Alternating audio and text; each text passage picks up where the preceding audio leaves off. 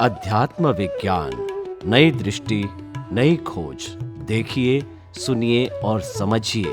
अध्यात्म विज्ञानी पूज्य स्वामी श्री कमलेशानंद जी के निर्देशन में सनातन सत्य का अनुसंधान कर जीवन को प्रकाशित करें। एक दिन में 60,000 विचार आते हैं और हम मनुष्य नॉर्मल इंसान लिखने भी बैठे तो 60 विचार भी लिखते हैं, मुश्किल हो जाता है। अब विचारों के बीच में पुरुषार्थ, विचार और पुरुषार्थ, उन दोनों को किस तरह से डिफ्रेंशिएट किया जाए, अलग किया जाए कि ये तो विचार था, जैसे कोई घटना हुई, उस घटना का पहले एक विचार बनता है, फिर उसके ऊपर एक्शन होता है। मैं कैसे उसको अलग करूं, जुदा करूं कि ये तो विचार था जो डिस्चार्ज हो रहा है और ये अब मैं पुरुषार्थ कर रही हूँ जो अगले भाग के लिए मेरा रिचार्ज है।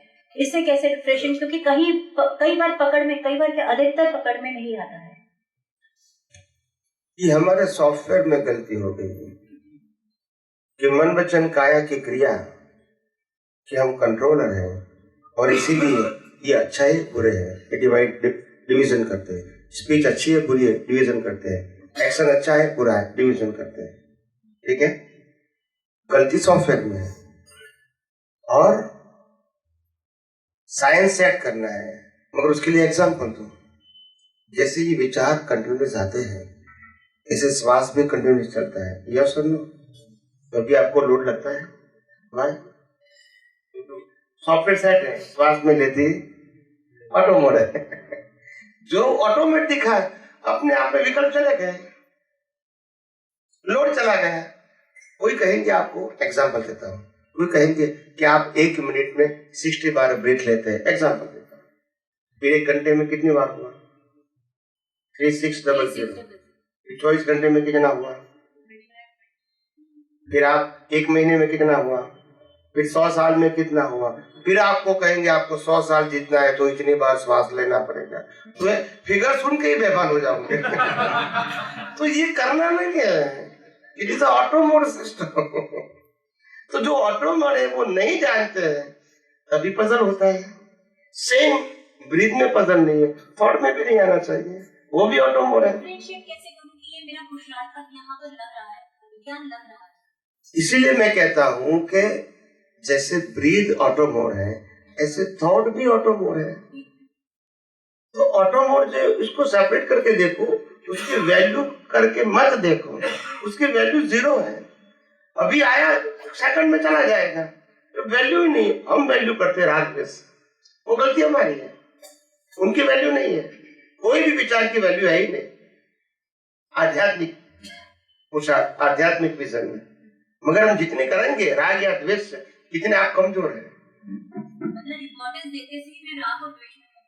बस बस दुनिया तो, एक मिनट, दुनिया तो रिलेटिव सत्य से चलेगी। वो तो कहेगा कि आपको ऐसा सोचना चाहिए, ऐसा नहीं सोचना चाहिए, वो उनके हिसाब से, because of as per his vision they are right. हमको इसको रॉन्ग नहीं कहना है, हमको ये समझना है कि रिलेटिव सत्य है वो करेक्ट है। हमको रिलेटिव सत्य सेट करना है या सनातन सत्य। तो सनातन सत्य अंदर सेट करो, रिलेटिव सत्य बाहर में संभावना निकाल करो, खत्म हो गई बात। वो तो करना पड़ेगा ना। तो बाहर का जो भाग है वहां संभाव में रखो, राग भी नहीं, द्वेष भी नहीं, एक्सेप्ट भी नहीं, अपोज भी नहीं। सुनते हो, सुनो।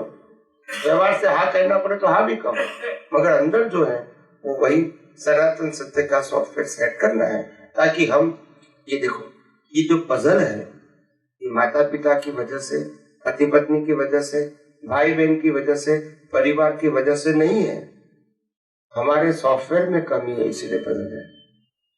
बाकी तो ये संजोग है और वो कंपलसरी है, पर हम ब्लेम क्या करते हैं?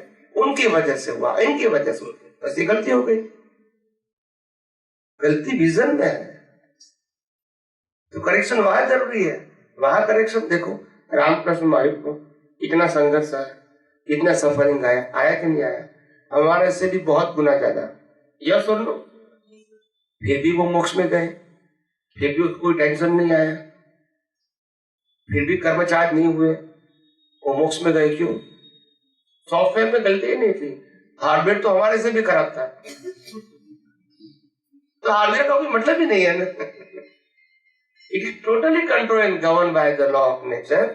और कुदरत कहती है, कुदरत का एक ही प्रिंसिपल है, जन्म से मौत तक मन वचन काया से जो कुछ भी करते हैं उसके लिए आप 100% रिस्पॉन्सिबल नहीं है। अगर आप डूअर एंड ओनर नहीं है और डूअर ओनर हो गए तो फिर रिस्पॉन्सिबल है। इसमें कुदरत की क्या गलती है? जब माल कुदरत का और आप मालिक बन जाओगे तो मार तो खाना ही पड़ेगा। सिंपल बात है ना। जो भी दुनिया में दिखता है 5 इंद्रियों से अनुभव में आता है वो सब किसका है और किसके पास रहेगा? और आप मालिक बन जाते हो तो मार तो खाना ही पड़ेगा। और जब कुदरत करवाती है, श्वास तक भी कुदरत देती है, उसके बाद क्रिया होता है तुम्हारे से या दूसरे से, फिर भी कहते हैं मैंने किया, आपने किया, उन्होंने किया। कुदरत कहती है यही अज्ञान का तो पनिशमेंट है, क्रिया का पनिशमेंट नहीं है, इग्नोरेंस। तो अध्यात्म का मार्ग का पुरुषार्थ का मतलब होता है हर प्रकार के रिलेटिव सत्य की बिलीफ को डिमोलिश करना। कोई आध्यात्म मार्ग का पुरुषार्थ है, उसमें कोई और है ही नहीं subject. Very simple and straight forward, no confusion. तो इसीलिए मैंने कहा कि विज्ञान जितना समझोगे और जितना उपयोग करोगे अपने आप आपका जीवन रिलैक्स हो जाएगा अंदर से। बाहर तो जो सफरिंग होगा रहेगा, अंदर से रिलैक्स हो जाएगा। क्यों भी रिलैक्स होगा? क्योंकि जब डूअरशिप ओनरशिप नहीं रहा, जब इसको इंस्ट्रूमेंट माना और वो इंस्ट्रूमेंट भी कुदरत का है, कुदरत चलाते हैं और कुदरत ही उसका अंत लाते हैं, हमको टेंशन लेने की क्या जरूरत है? नाटक देखते रहो और क्या, और नाटक का रोल खत्म हो ही रहा है, मगर हम क्या करते हैं? जो खत्म हो गया नाटक वो भी दिमाग में जिंदा रखते हैं। वही तकलीफ है। आप नाटक देखने, ड्रामा देखने के लिए जाओगे तो 3 घंटे का ड्रामा खत्म हो गया, पैसे लेकर टिकट लिया है फिर भी निकाल दिया जाएगा, बोला ड्रामा खत्म हो गया। यहाँ निकालता नहीं है ना, स्टोरेज करते यही तो तकलीफ है। कुदरत ने कहा मैंने तो निकाल दिया, नो पनिशमेंट। आपको जो भुगतान हो गई कल तक की खत्म हो गई मेरा रोल, मगर दिमाग में से नहीं निकालते, वो आपकी मिस्टेक है। वो उनकी मिस्टेक। कुदरत भी कहता है नाउ यू आर इनोसेंट। आप समझे? 2 जनवरी 2020 के पहले के हिस्से के लिए आप टोटली इनोसेंट हो गए। जो सफरिंग था वो आपने खत्म कर दिया। नाउ उस पार्ट के लिए आप जिम्मेदार अभी नहीं, मगर हमारे दिमाग में से नहीं निकालते और तो फिर हमारी मिस्टेक है। वो किसकी मिस्टेक है? कुदरत कहते मैं पनिश नहीं करूंगा क्योंकि आपको पनिशमेंट करना था, वो मेरा रोल खत्म हो गया, मगर दिमाग में से नहीं निकालोगे फिर रात में होगा, फिर सफरिंग करना पड़ेगा। यस स्वामी जी, મને જ્યારે બી જ્ઞાન મળ્યું, જે બી નિમિત્તે મને જ્ઞાન મળ્યું, એ વખતે 2 કલાકની અંદર જે શુદ્ધાત્મા પદ આપણને મળ્યું, એ વખતે આપણને એક ચોપડી આપવામાં આવે ચરણ વિધિની. હવે ચરણ વિધિની અંદર જે જે શબ્દો લખેલા છે એ કે તમારે બોલવાના, એને સમજવાના નહીં, તાર બોલી જાઓ. જે જે શબ્દો બોલીએ અને આપણે જે ચરણ વિધિની આખી જે જ્ઞાન વિધિ થાય છે એ શબ્દો એને ફોલો કરીને આપણને જે ખરેખર અનુભવ થાય છે, પણ એના કરતા જે શબ્દો અંદર છે એને સમજી વિચારીને જે તમારા સત્સંગમાં જેના ઉપર વધારે ભાર મૂકવામાં આવે છે કે મન વચન કાયા પર અને પરાધીન છે, જે વસ્તુ આખી ચરણ વિધિના દરેક શબ્દો ખરેખર આપણે બોલીએ એના કરતા એને સમજીને તમારા સત્સંગમાં જે એનું યથાર્થ મર્મ આપણને સમજાય એ લેવલે આપણે મગજમાં ગોઠવીએ તો આપણને વધુ સારું એવું બેનિફિટ મળી શકે એવું મારું માનવું. और मैंने चरण विधि समझाया है, गुजराती हिंदी दोनों में, और वो यूट्यूब में भी है। पूरी चरण विधि मैंने समझा एक्सप्लेन किया है, तो कभी किसी को भी सुनना चाहते हैं वो सुन सकते हैं अपने घर में बैठे। गुजराती में भी एक्सप्लेन किया है, हिंदी में भी किया है, तो यूट्यूब में से आप मतलब सुन सकते हैं, समझ सकते हैं पूरी चरण विधि। तो इम्पोर्टेंट तो यही है ना कि समझना, वही ये सब क्या होता है, ये सब बातें विजन की तकलीफ है। क्या है? सब बात में विजन की तकलीफ है। ज्ञानी पुरुष ने ये बोला कि अभी हम जो आपको ज्ञान देते हैं उस समय आपको बिल्कुल जो मैं कहूंगा वो रिपीट करना है, सोचना नहीं है। वो करेक्ट है एट दैट टाइम, क्योंकि अगर आप सोचेंगे तो और शब्द आप नहीं सुन पाओगे और नहीं रिपीट कर पाओगे। अभी तो आपको क्या करता है, इनकमिंग, अभी सोचना नहीं है। जो भी बुलाते हैं वो बोलते रहो जोर से। क्यों जोर से बुला, ताकि बाहर के कोई विचार उसके ऊपर प्रेशर नहीं डाले, तो फिर वहां चले जाओगे तो फिर ये मैकेनिकल हो जाएगा। जागृत इसे बोलो, that is the intention of ज्ञानी पुरुष। फिर क्या होगा, अभी आपने तो इनकमिंग कर दिया, अभी सब शब्द समझ में तो आए नहीं, आपने समझने की कोशिश भी नहीं किया था, मगर जब ज्ञान विधि का समय जब खत्म होता है उसके बाद गर्ज आपके हाथ धीरे धीरे इसको समझने की कोशिश करना चाहिए, तभी तो काम आएगा। शब्द तो खुद जड़ है, क्या है, वो काम में नहीं आएगा। शब्द के पीछे आपकी जो सोच है वो लाइव होती है, वो काम करती है, शब्द काम नहीं करता है। आप समझे? तो शब्द के पीछे जो आशय है तभी तो इफेक्ट होती है। आप गुजराती है और कोई साउथ इंडियन आएगा और आपके साथ बैठा है ट्रेन में और आप कहोगे तुम्हारे में तो अक्ल नहीं है, इसमें कुछ नहीं होगा, तो क्या वो वितराग है? समझ में नहीं आता। बात वही हो गई। कहने का मतलब ये है, ये शब्दों की इफेक्ट नहीं है, शब्दों के मीनिंग की इफेक्ट है। ऐसे जब साइंटिस्ट ये कहना चाहते हैं, जब आपके पास रिलेटिव सत्य के मीनिंग के वैल्यू 0 हो गए और सिर्फ लॉ ऑफ नेचर की वैल्यू रहेगी, तो फिर इसकी इफेक्ट रहेगी नहीं।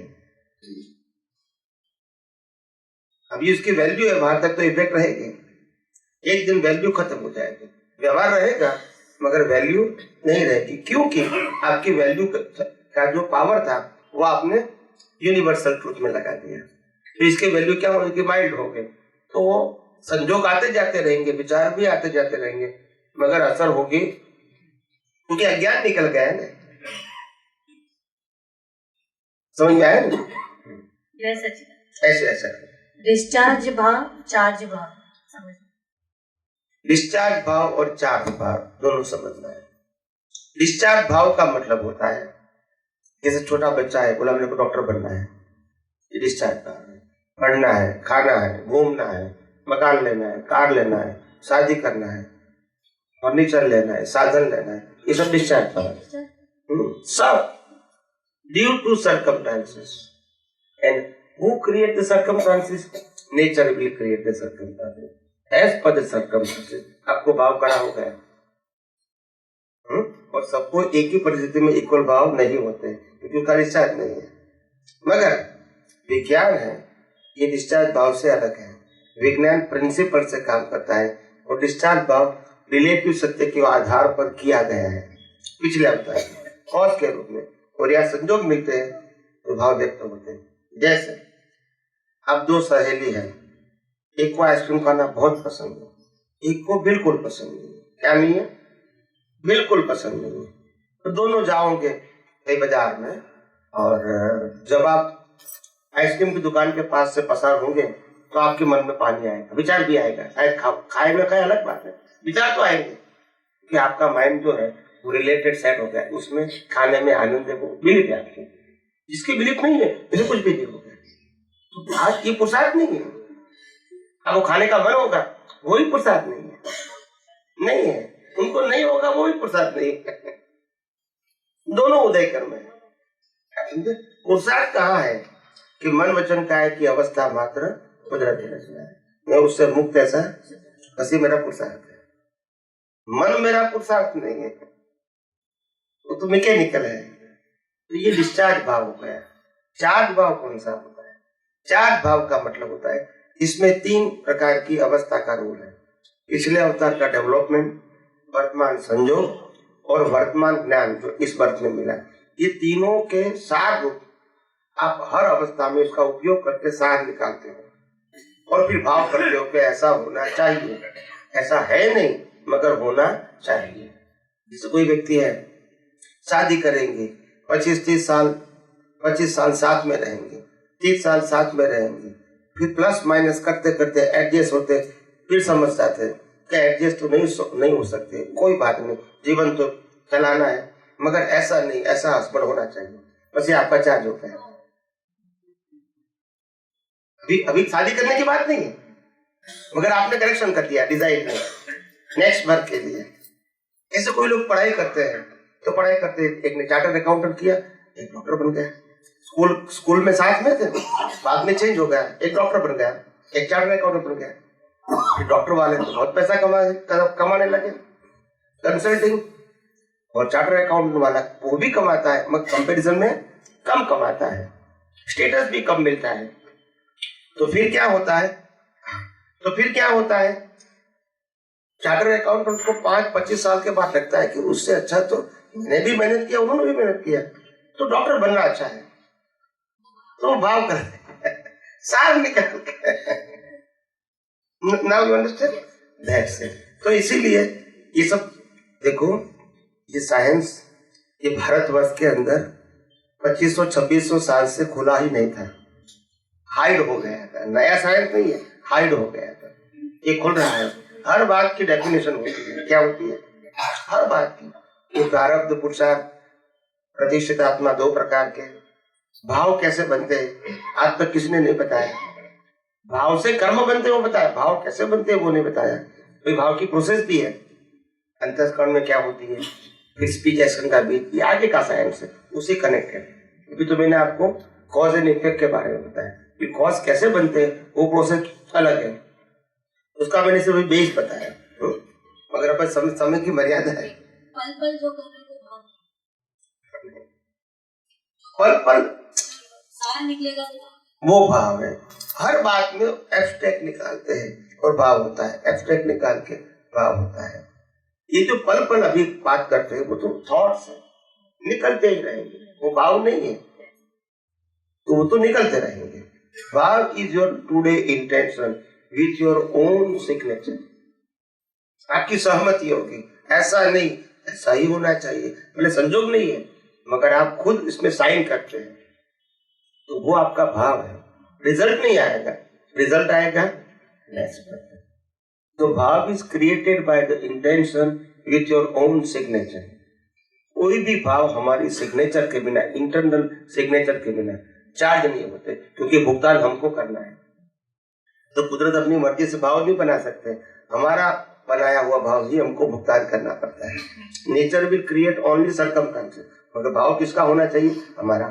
तो सिग्नेचर भी हमारी, इंटेंशन भी है ना हमारी, प्रोसेस भी हमारी, तभी तो ये भाव बने। और बाद में ये भी रिजल्ट के रूप में जब आएगा तब वो कुदरत के पास है।